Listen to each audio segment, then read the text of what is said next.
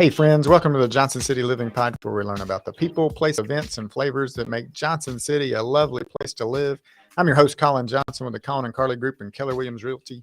It is a beautiful August day here in Johnson City. I'm super excited because we're starting to get into fall and football season's right around the corner. And we have David Blackburn, the Director of Football Operations for ETSU, here on the podcast. I'm excited for me to get to know him a little bit better, but for you guys as well to learn all about David. So thank you so much for coming on the podcast, David. Yeah, Colin, thank you for having me, really. Yeah. And so Really this appreciate is, yeah, I'm excited to have you in Johnson City. And the name of the podcast is Johnson City Living, but Okay. you're living here now, but you haven't had much time to live here. So what's your favorite thing so far in the 2 months you're a resident here now? Well, I'm a native of East Tennessee, but obviously south of here. But we just enjoy obviously the people are great. We knew that, but the beautiful views. It's just the hills and the mountains. Mhm.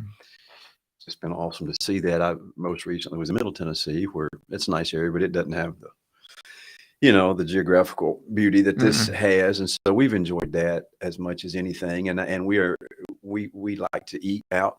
That's one of the things we do. Mhm. We're shocked how many good little places there are in Johnson City to eat. Now we've had to lean on people to tell us Get little where they insights. are, Yeah. get little insights. Yeah, and for go sure. here, don't go there. But we've enjoyed that, and we've only been here a couple months, so. Yeah. And for the listeners, We is my wife Andrea, Mhm. and we have two daughters. An older daughter that's 25. She lives in Chattanooga. She's a intensive care nurse, and then we've got Charlie, which is a girl, and she's 12. So it's Andrea, myself, and Charlie are here. Emma's, of course, living on her own in Chattanooga, but so the three of us, and they're both at Indian Trail. Obviously, Andrea's teaching, Charlie's in 7th grade. So we've had a lot going on in 2 months. Yeah. It's been great. How long has your wife taught school? Oh, goodness. Well, she taught and then stopped for a moment when I was in Chattanooga. I think 14, 15 years. Oh, wow. So she loves it. Oh, yeah, she does. Yeah. And for some reason, she likes middle school age, and that's a tough age, but she enjoys that. I think that's exactly when they need lots of good people around them as they're trying to figure things out, for sure. So tell the audience some about your history. Where were you born? Where did you grow up? Yeah. All that fun stuff. Yeah, I was born in East Tennessee. I was raised in Loudon. Actually, I'm from a town called Philadelphia. I don't say that because people have never heard of that. You always think of the big Philadelphia. Yeah, that's right. Yeah. Eagles And but that was home for me. Wonderful mom and dad. Dad was a football coach, and mom did a lot of different administrative assistant jobs that just great, and was active in a lot of things. And then tragedy hit our family pretty early. My sister got diagnosed with stage 4 Hodgkin's at 21. Oh.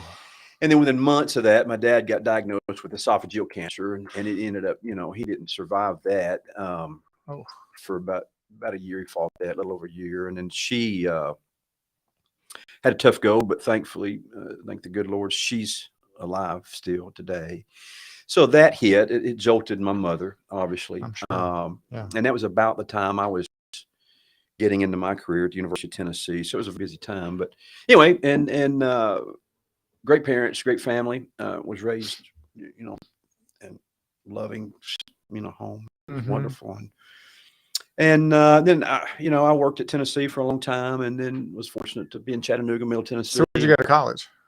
I went to college at Tennessee Tech. Okay. I was odd. I was played football, obviously, and boxed a little bit, and then was a tennis player. But I was better at tennis because I was a smaller guy, and so I went to play tennis at Tech for about a year and a half, and then I had the opportunity. My father, they'd recruit a bunch of athletes from my father's school, and he knew Coach Majors, Coach Fulmer, so I transferred and was a manager actually for a few years as a student manager for the football team. And I didn't really want to do that. I thought that was, not cool.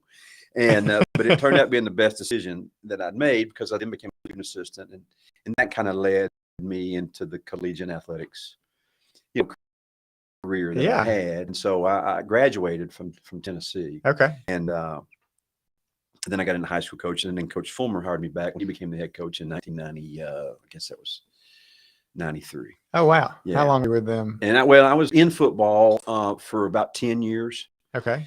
And then I got out of football and got into administration. And I was at Tennessee from 93 to I left to go to the Chattanooga in 12, 13. So about 20 years I was at at the University of Tennessee. Oh, It wow. was a great place for me. I graduated from Tennessee in '96. Yep, They were there there you at go. the same time. Yep, Yeah. yep. And then you guys won a national championship. And then we were lucky and fortunate and blessed to win the title in '98. Uh-huh. Yeah, and we had a good run there in the '90s, and you don't realize it when you're in the middle of it, but it was a real great time to be there. Yeah.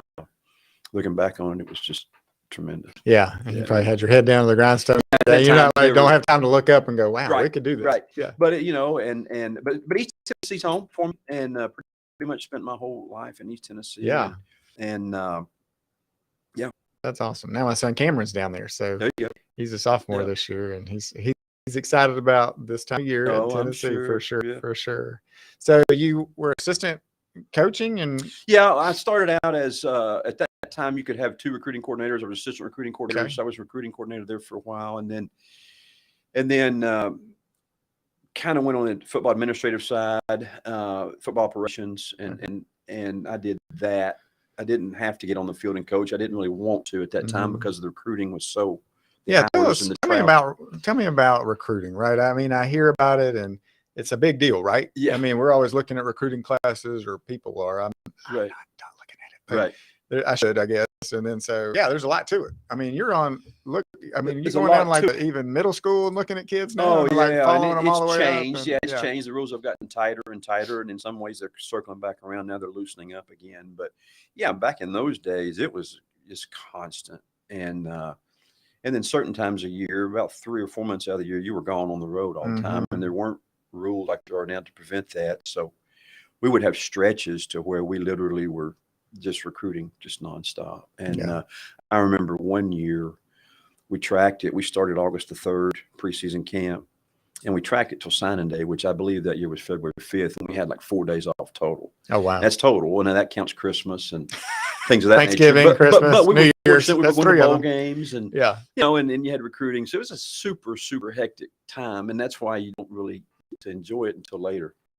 And luckily, you're still married through all that. Luckily, still married, and so it's great. It's and the game's changed, the industry's changed a lot, but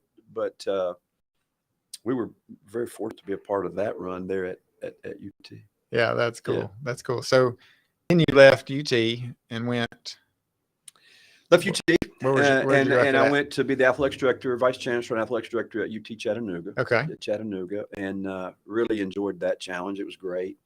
Fortunate to be able to do that. And we were there for almost 5 years, and we loved our time there at Chattanooga. Was Johnny Schulman's the basketball coach still? He had just got let go, and so my first week on the job there, I had a men's coach and a women's coach. Both the women's coach, Wes Moore, had gotten hired at North Carolina State. John Schulman had parted ways with the institution, and so I had the task of hiring 2 coaches. My first 14, 20 days on the job. So it was a busy time. Yeah, I bet you had a busy time. Yeah. John and I were buddies. He played tennis at ETSU, and he was doing. That's right. I think he told me his wife played up here too. Yeah, I think he was a student teaching too. So I just remember him very fondly. Oh yeah, he was great to me. I got to know him. Yeah, in my time down there, we didn't work together, but that was a hectic first, start out doing that. But we enjoyed our time there. That's awesome. Okay, and then so you didn't stay at Chattanooga and come here. There was and then my time ended at Chattanooga in 17, and we stayed there past that. But then Middle Tennessee State hired me as their senior athletics director that would have been in 18. Okay, and we went there, and we were there for 3.5 years, almost 4, and we enjoyed that as well. Yeah. It was different going to Middle Tennessee. Middle Tennessee's totally different than East Tennessee if you live there. And obviously that's a big area with Nashville being right there. And MTSU's growing like nuts, right? I mean, you were probably there during the explosions. Yeah, and met some great people, and we really enjoyed it. And then I was able to actually retire at the August of last year after all those years, and I had been in one state retirement system, and so I was able to retire, and obviously that didn't last too long, which we can talk about, but I enjoyed that. But it was we had our time there. Okay, good. And then what gave you the itch to get back in? Well, I really didn't have it. I was helping a venture capital group and playing a lot of golf but honestly, Colin, I missed being part of a team, an organization. I'd always been around that my whole career, right? At whatever the job was, and you missed that. And then I was talking to Scott Carter, who was at that time the current AD here at ETSU, and someone I had hired and worked with. And they had just hired a dear friend of mine, George Quarles, who's the head coach here. Yes, sir. George and I had gotten to know each other very well when I lived in Maryville, Tennessee, but I worked at UT. And conversation broke up. Could you, do something maybe part time? And I actually brought that up as an option. And because when you're retired in the Tennessee Consolidated Retirement System, you have to monitor hours and levels, but you can still work at a state institution if you're in a abbreviated capacity. Yeah. And they said, yeah, let's talk about that some more. And within a few days, they called and said, hey, we can make this work. And I said, that's great. A little hidden agenda there was obviously, East Tennessee is beautiful and we love it. And but also my parents have passed away, but my wife, Andrea, her mom and dad live about an hour from here. Okay. And so, it's also a good move to get her back closer to them. They're aging a little bit. And, and he has a big farm operation. So we were very fortunate to be able to be here. Fun. Yep. Yeah, fun. So you and George got together and said, hey, I need you. And you became director of football operations. Yeah, that was what the title they threw at you. Yeah. What does a director of football operations do? Well, I hadn't done that in many years. Yeah, so you're like, I need a job description. Yeah, so what do you want me to do? There's people over there way more qualified than me to do that, and we're doing a great job and still are. But it's a lot of things, and my role with him's a little bit different because of our relationship. Right. But it's just help him navigate, through the college scene and through the kind of an advisory role and kind of that. And then I'm obviously helping with some of the operations. We've got some good young people that are doing that as well. The technology's changed. It's so vast now that I'm really trying to catch up with that. But hopefully I'm providing some support for everybody. And mainly the head coach and working in harmony with the athletics department, whatever, role that we need to obviously fit in with that. We want to do that to the best of our ability. Yeah. And he's coming in new coach. New coach. He's got great, if you look at his resume, it's wonderful. It's storied. He's a Hall of Famer in the state. Oh, wow. But this is his first head college coaching job. Yeah. That's different. Right. And I think he'll do great. But he's got big shoes to follow. Yeah. We have big shoes to follow in. Coach Sanders, who he and I worked together for a long time. Oh, okay, that's cool. Yeah, has done a great job. And ETSU's done a great job bringing football back and supporting everybody over there. And they've had good years. So yeah, we had no small shoes to try to take. Yeah, we got to keep that momentum going, right? Absolutely. And I've been fortunate to see it and be a part of it over there, and a lot of good people. And so hopefully things will go well. Yeah. Yeah. So what are you excited about this fall? Yeah, I'm excited to see the environment and, Did you get to come to a game here yet? Feel the ETSU energy. I have not. Okay. I've not been to a game. Fun. Well, when I was at Chattanooga, we came up here and played, but they were playing at Science Hill. Oh, okay. Because the stadium was being built. And I think Dr. Nolan, Dr. Sanders at that time I think I'm telling you right, I think the stadium was in process because that would have been, I guess, 15, 16, 15, 17, something like that. And but I have not seen it in the William B. Green Stadium. So I'm looking forward to that. And the environment, college football, obviously fall. Oh, yeah. Beautiful up here. People have been great. I mean, the people in Johnson City have been awesome. Just seeing everybody and experiencing that should be fun. Yeah, it's a lot of fun. They've done a good job really bringing it all back and kind of creating that environment. I remember football when I went to University High 12 years, and so go to some games and stuff. It was just not the same in the so and they've done a good job. And so it's awesome. There's some excitement. So we've got to try to continue that and do the right things. Hopefully we will. Yeah, come out and watch a game. It is a lot of fun. They've got tailgating down in the parking lot. Yeah. It's Stadium's awesome. It's beautiful. It's new. I've been in the Southern Conference, and this is, I think, selfishly, I think a stadium. It is gorgeous, and it's about the right size. They've got capacity to expand if need, but it's truly a nice venue. It really is. It's a lot. It's special, and the views and the weather, and it's just all perfect. So you definitely need to come watch some football this fall. So let's jump around a little bit. What else? Any kind of other things you're going to be doing at ETSU besides football? No, I'll do whatever they ask me to do. Right now it's just a role in football, which is awesome, and is something I'm still trying to kind of grow in. But anything they need me to do, I'm there to help and to serve, and just whatever. And just hope I can help. I'm sure. Yeah, I'm sure Coach Quarles will be very glad to have you on the line. I hope for sure. So your dad was a coach. It's kind of in the blood. Then you went to UC. Yep. Have you ever felt like you wanted to be like a head coach? Well, I started out that way and did for 4 years. But I saw at the collegiate side, I saw how the recruiting would be so labor intensive in terms of being away. Even for the head coaches. Yeah. Because that's who they want to see. Yeah. And I quickly made a decision to go more the administrative route. But in my core, if you cut me and bleed the true blood out, okay. I like the coaching side. I did all the terminology and all the techniques and stuff. And so, what's your favorite part? Favorite.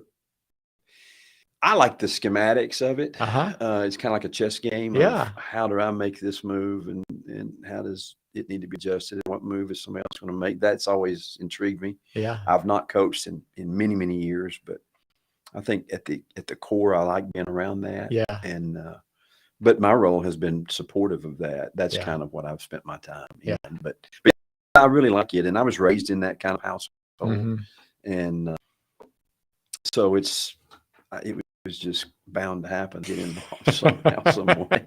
I didn't really ever think I would be back doing some of the things I'm doing now on a daily basis. Well, it's kind of neat. Yeah, another cool part about it is you see those guys looking up at you all. And so from what I gather from the time, the short time we hung out, I think you're a great role model and probably a great influence on these guys. Let's hope so. We certainly need that. Yeah.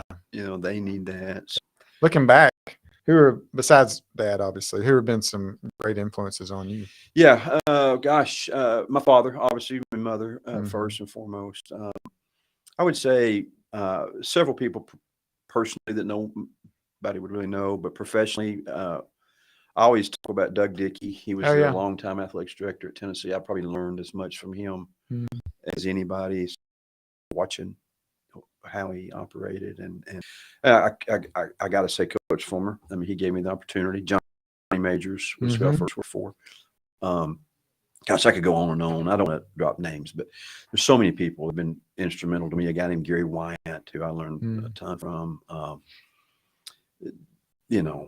A gentleman named David Clinton, who my dad was best friends with in my hometown. Just so many people. Yeah. I'm only here because of what God has put in my life. I think that's cool to look back and look at those influencers and fence posts in your life. Absolutely. And how he's led you and guided you through that. Yes. I've left out obviously 100 people. Yeah, for sure. But those are some of the key ones, especially early on, that kind of helped me shape and you learn a lot from people, especially if they're really good. But you can also learn from some people that maybe you don't agree with how they do things. There's learned from a lot of situations, and I was been fortunate. I was around a lot of that. Yeah, and it was awesome to grow up seeing some of that. Yeah, yeah. So I guess for listeners, and I have a son, couple boys, and I'm always looking for good influences on them too. So look for great people and just hang out with them, right? If you can't work for them, just work for free. Just go hang out. Yeah. You really are who you hang out with, and that is a big deal. That's a big deal, and you got to feed the right creature. That's for sure. Yeah, the two wolves. Wolves. Yeah, and so yeah. What are some difficulties and things looking back that you've had? Obviously being deep. Yeah. In the past, you've Sure. had some difficult situations. What are some of those that you went like, man, this was not good, but a lot. Obviously, personally, and what I mentioned going on with our family health man. has been very difficult. Professionally, we just the job itself has challenges. Probably one of the more challenging things was having to be a part of our contingency that represented Tennessee in criminal infractions when we had to go before the criminal infractions with the NCAA in 2000 and I guess it was 11. That was a challenge, obviously. Being an athletics director, you get all kinds of issues come to your desk. It's just a bunch of them. Mm-hmm. You don't get too many. Hey, you're doing a great job cards. Yeah, you don't get many of those. Yeah, and but you got to enjoy that, and you've got to embrace that to be able to have it. But there are several. Most of them are just human issues. They may appear bigger and this and that, but it's usually just dealing with all the issues that we all inherently have in us. We all have it in us. And again, we feed that animal. Get out of control. Yeah. There's a lot more good, obviously, and you just can't let the issues that you have to deal with overshadow the good that's going on too. Through all that time, and certainly here now over here at ETSU, there's a lot of good. Yeah. For somebody who's thinking about, man, I really like athletics. I think I could see myself being in the administrative side or maybe even coaching side, since you know them both well. What would be some advice that you kind of on, or you go, I wish I had done it this way? Yeah. Well, I never got a master's degree, and I was in school a long time, but I spent my time just being in these meeting rooms, absorbing. And at that time, you didn't really have to do academically what you've got to do now. I think for a young person getting into it, you have to have a postgraduate, you have to have a master's degree. You have to. Just kind of have to. You have to, or some MBA or something like that. Okay. It's just the separator to get you in. You have to do that. And then you have to get in the department, and you don't have to have played, but you need to be around it either as an intern or as a student manager or as a office assistant. You have to see it, live it, for two reasons: to kind of learn what it's about, and two, develop your contacts. Our industry, like many, but really in our industry, it's about who you know. And through years, getting to know as much as you can, but as many people as you can. That's what I would say you've got to do if you're trying to get into it. To kind of just build your network. Build your network. And while you're building your network, obviously learn, but you have to get in it as early as you can and start. It's hard to go 10 years and then jump in. Say, I want to jump into collegiate athletics. It's a much tougher path. Right. And you just got to get in and hustle and do whatever they ask you to do. Absolutely. And that's the thing. You got to probably, if you started as manager on the field, man, you're like, I'm picking up shoes and water bottles. You wouldn't know the things I went through for years. And it was great. And looking back, it was some of the most fun I had. Yeah. And that is a challenge with today's, some of the younger folks coming up today. They really want to be further along a lot quicker. Right. Than maybe what they should be. Right. And I get it. That's sure. Everybody wants to. Microwave society, but really you have to be willing to pay those dues, and the better ones paid those dues. Yeah. And you can't get wisdom overnight. You can't accelerate that. I mean, you've sat through thousands of coaching meetings, and you've learned and listened. And still learning today. And there's just a lot of stuff I do not know. Yeah. Right. Absolutely. Along those lines, what are you studying, most interested in currently that you're working on? Well, here I'm trying to study and use the technology that's in place to organize and run an operation.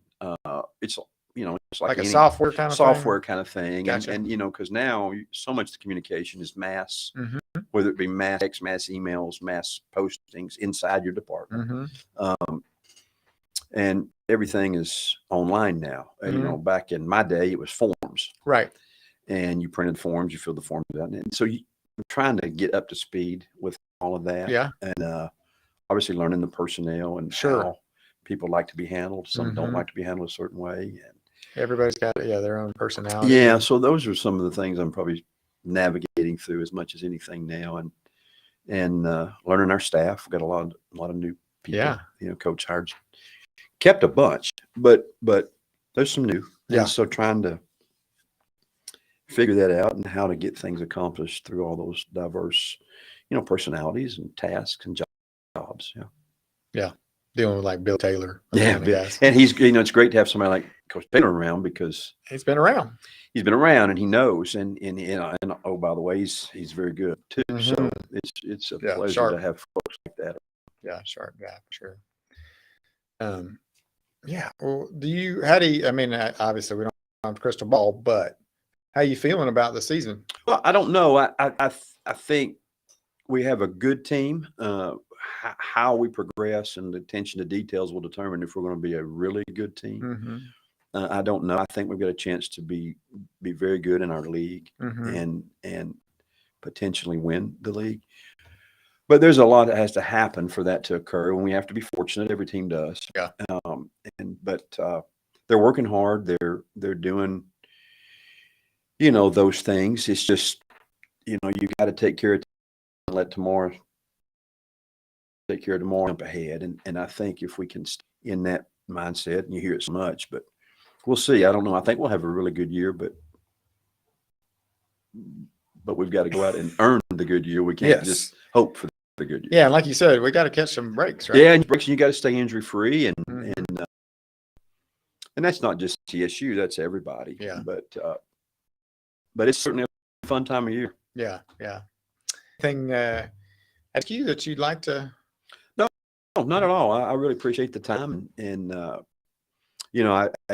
tell people, the older you get, the more you realize how you've been blessed. And I tell some of the younger staff over there not to rush through what they're doing, right? Because some of the things they're doing, they're going to look back and really, really realize how much they enjoyed it instead of trying to get to a destination, right? And I wish I would have known that. Right. See how the roads lead around while you're on. I wish I would have known that, and I didn't. I thought I did, but yeah. So hopefully I can help pass some of that kind of wisdom on. But that only comes with time and being around, right situations. Yeah. But great to me and to my family. I'm just very fortunate. Yeah. Well, I think East Tennessee is fortunate to have you here. Well, we certainly enjoyed our time here and look forward to it. But it's awesome. Yeah. And last question, what really gets you fired up? I do this Fired Up Friday thing occasionally. And so what? Golf. Yes. And I need to talk to you about that because I think I've got a tournament we could play in. Yeah. Up. I'm an avid golfer. I hadn't played golf in a couple of weeks, but I watch it. I study it. I'm not very good at it. I'm into the equipment. Everything about golf. I'm typically. You're all over. All over. And it's weird because I didn't do that till, probably 20 years ago, but didn't really grow up getting to play it a ton. And that's my. How'd you get into golf? My dad, okay. But we didn't have much money, and there wasn't a lot of opportunity to play. We just didn't live near much of that.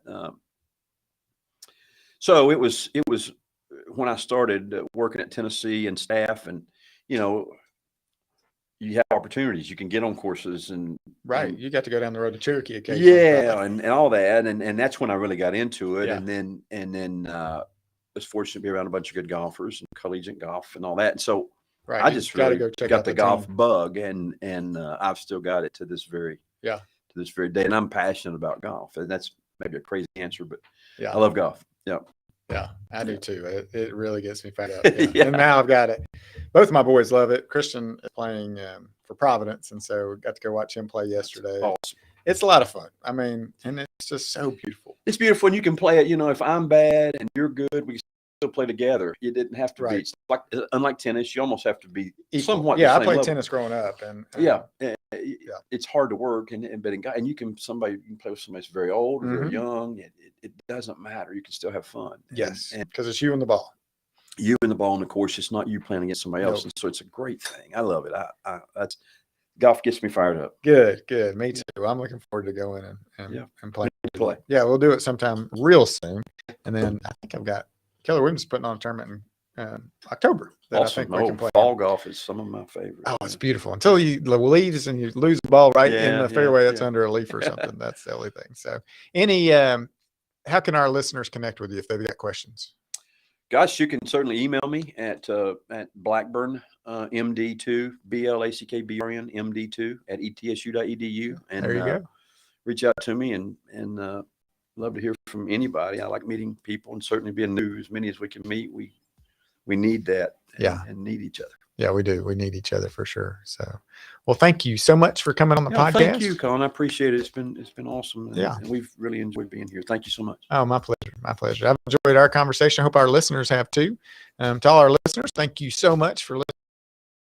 Join the conversation. Until next time, I'm Keller Williams Realty. And if you need to make a move to Johnson City, or if you want to come meet David in person, just reach out to me. We'll hook you up and we'll go play golf together. Thanks and have a great day.